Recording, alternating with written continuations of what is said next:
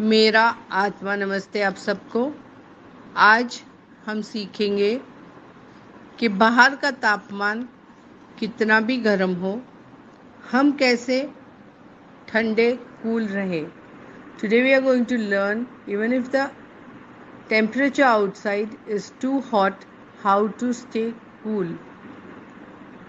As we all know that when we chant something or say affirmations, why do we say? To attract something. हम कभी भी मंत्र जाप करते हैं या फिर एफर्मेशंस बोलते हैं तो कुछ पाने के लिए या मन की शांति के लिए कहते हैं।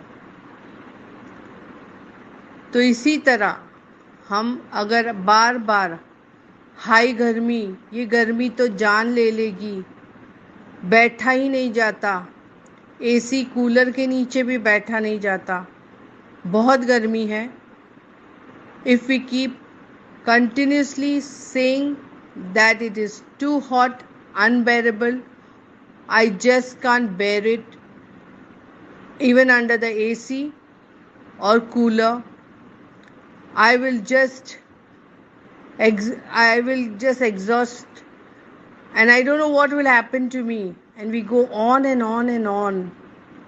So what are we doing? Either we are saying or somebody is saying and we are listening to it. या तो हम बोलते हैं या तो सुनते रहते हैं, दिन भर यही सुनते हैं कि हाय गर्मी हाय गर्मी।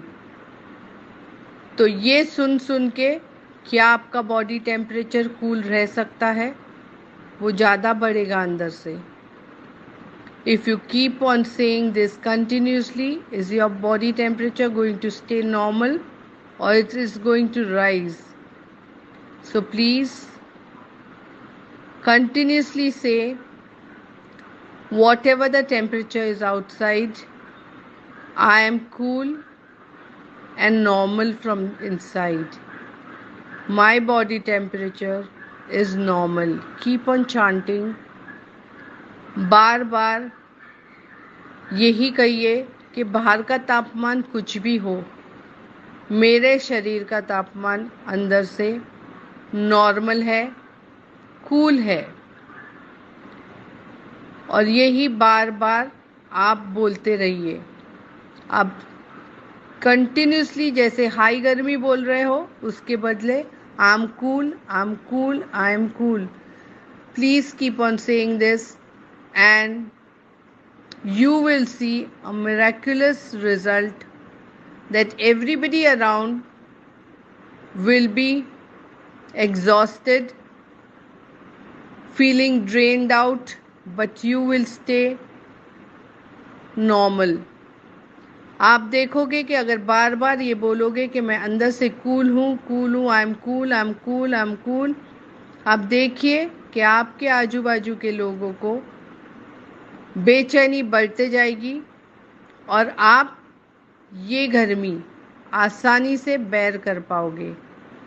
तो ये ज़रूर से ट्राई करिए और कमेंट में मुझे बताना कि आप पे इसका असर क्या हुआ।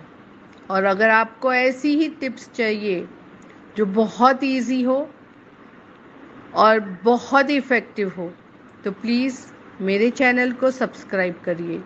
If you want such easy tips, please do subscribe my channel. My Atma Namaste to all.